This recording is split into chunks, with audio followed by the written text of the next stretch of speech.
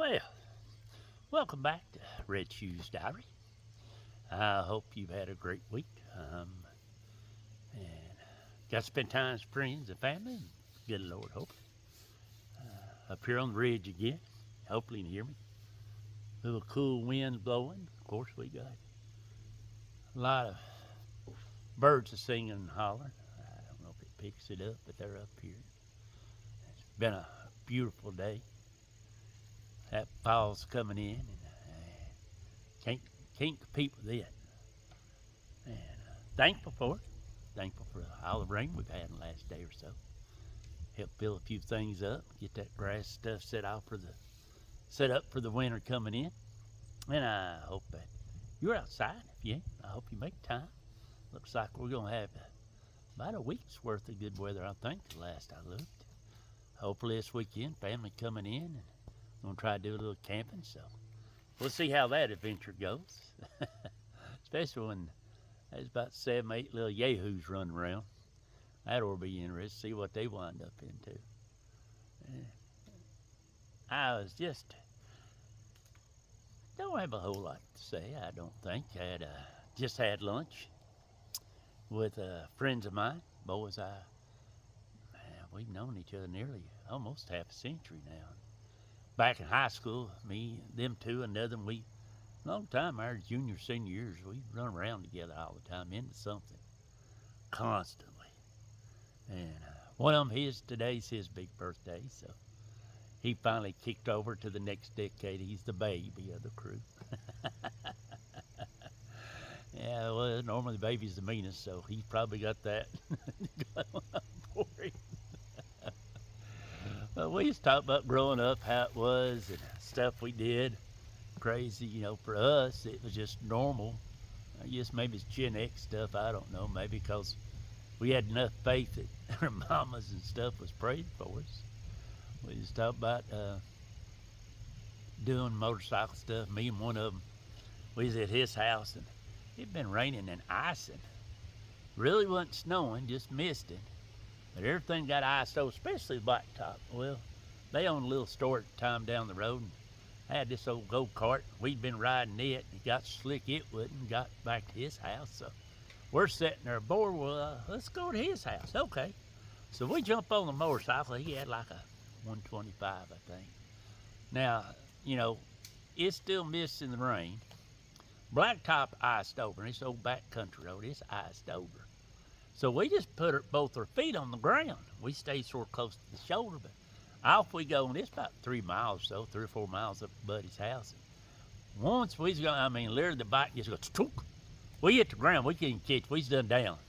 So we get back up, slap our feet on, so we're going down. There's a little old hill. Ain't very steep, just a little old hill. We're going down that hill, and also the motorcycle just turns around. So I'm on the back, and we're going backwards off this hill. We're just hanging on. What else can you do, We're just sliding all the way backwards till we finally hit the ditch, fall over in the ditch. We get up. We finally go up there, and we get off on this old gravel dirt road, which is a lot better. It wasn't as slick. We finally get to our other buddy's house. We come in. His mama's looking at us. She goes, "How did you boys get up here?" Well, we rode a motorcycle. At the time, we was probably 16 years old or so, 16, 17 years old. She looks at him and says, "Did your mama know?" I don't think she did. She might have done went to bed. We might have done snuck out. "Well, I'm calling her, telling you you're up here, and you two ain't getting back out of that motorcycle. You hear me? You staying here for the night." So we stayed there for the night. Same mama there. One night, the buddy, his dad was talking about it. Said, "Yeah." She said, "Did he get in?" "Well, I think he did. We'll go check." Well, he goes in there and looks in his room. So I look in. He said, "There he is. There's 3 more of you. There's about 4 in the bed, and there's 2 on the floor." She goes, I just walk back there and look at her and say, "Well, he's here. There's a whole crew of them here. I advise you to go ahead and lay you out a couple of extra packs of bacon and sausage and stuff, because you'll be cooking all morning for that crew. They're going to want a big old breakfast. It's going to be a lot." And it was, growing up back then, that's just the way it was. You just sort of piled in people's houses. You didn't think nothing of it. You was always welcome and stuff. And so for us, hey, what the heck? And we was laughing. There's a bridge up the road from here across the river. So we'd go get some fireworks for 4th of July and like Christmas. And we always wound up in fights with them, bottle rockets. We'd throw firecrackers at each other. Well, one of our buddies usually had a little more money than the rest of us, so he'd buy Roman candles. So when the war got bad, he'd whip out a Roman candle. He goes shooting at you with the Roman candles. Of course, she ran for all you's worth. So tell my sister, she goes, "You could have got your eye put out." I said, "Well, you can't get your eye put out if you're busy running. They just have to shoot you in the back." And of course, we had holes and stuff. Certain one of our polyester jackets, some old jacket stuff we wore back in the day. But man, we had a large time. Nobody got their eye put out. We got good stories. That was just the way life was for us growing up as boys.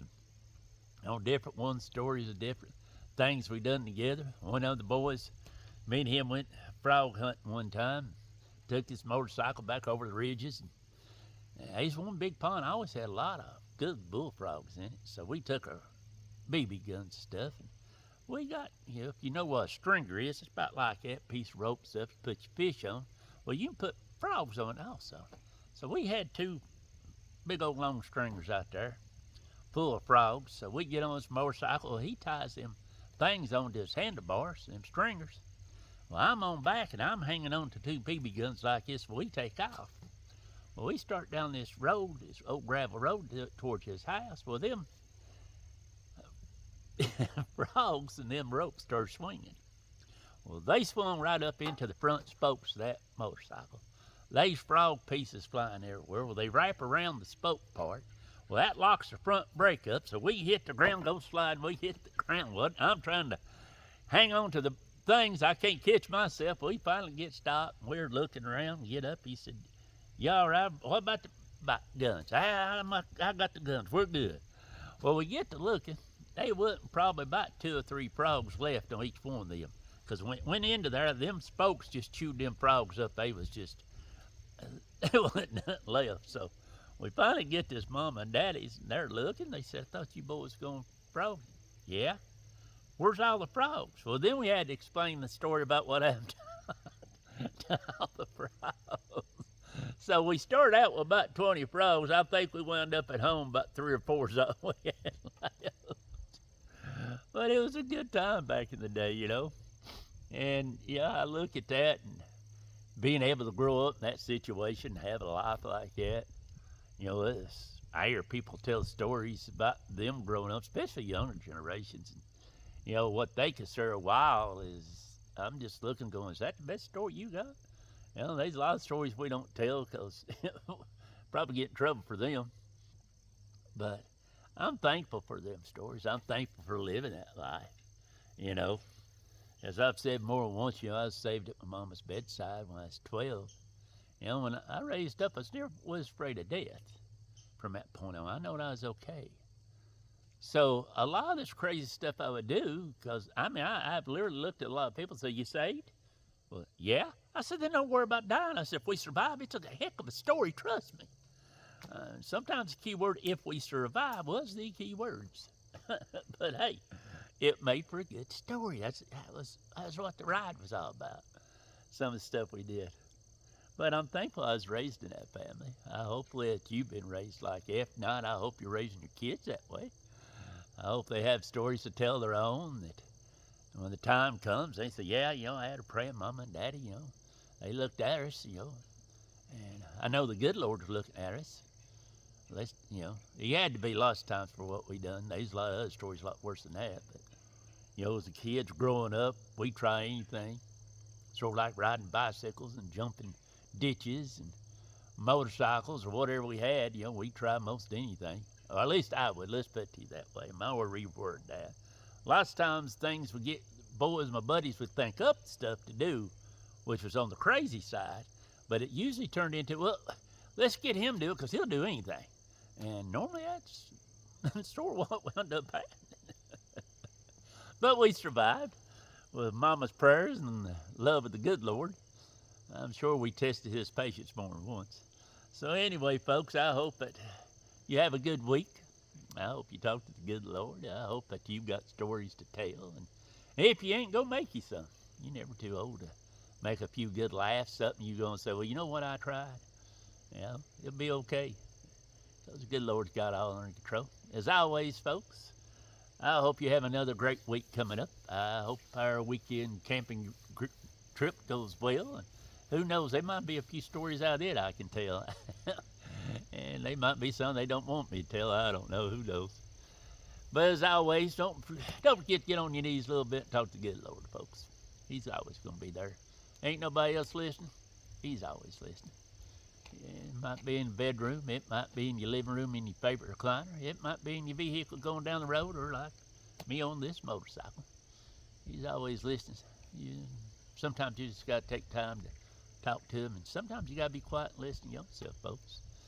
As always, I wish you a great week. I hope things go well. I hope you're fat and sassy. If you ain't, I hope you enough to get fat and sassy this week.